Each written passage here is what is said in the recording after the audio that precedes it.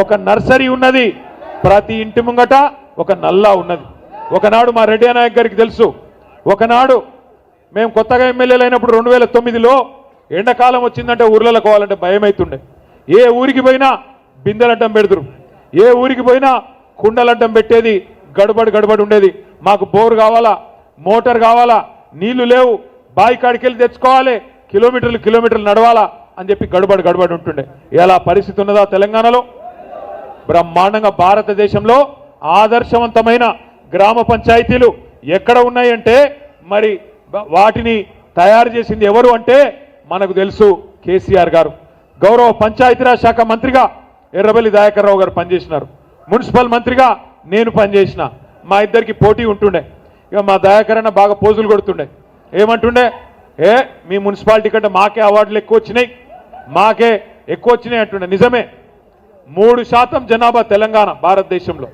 దేశం మొత్తం తీసుకుంటే 3% జనాభా మాత్రమే తెలంగాణది.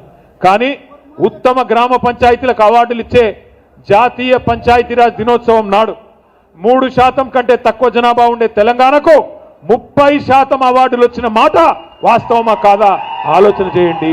ఆ ఘనత గౌరవ పంచాయతీరాజ్ శాఖ మంత్రిగా పనిచేసిన దయన్నది, ఆయనను నడిపించిన కేసీఆర్ గారిదనే మాట కూడా నేను గుర్తు చేస్తా ఉన్నా.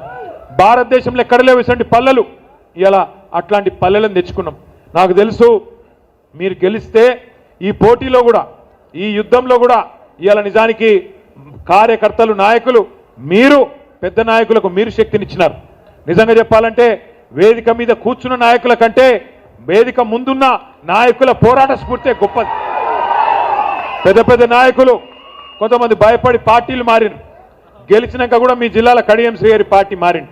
కానీ గ్రామ స్థాయిలో ఉండే నాయకులు కథానాయకులై ఒక్కొక్క కేసీఆర్ తీరుగా ఈ 2 ఏళ్లలో అద్భుతంగా కొట్లాడింది.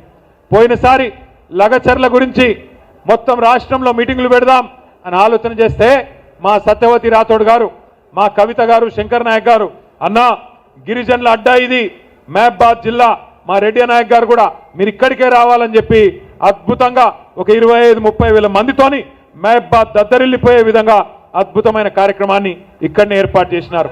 ఆ దెబ్బకు కాంగ్రెస్ ప్రభుత్వం వెంటనే లగచర్ల నోటిఫికేషన్ కూడా రద్దు చేసి ఆ జైల్లో పెట్టిన గిరిజన బిడ్డలను కూడా విడిపించాల్సిన పరిస్థితి వచ్చింది. ఇవాళ కూడా ఇక్కడికి వస్తుంటే గుండె నిండా సంతోషంగా ఉన్నది.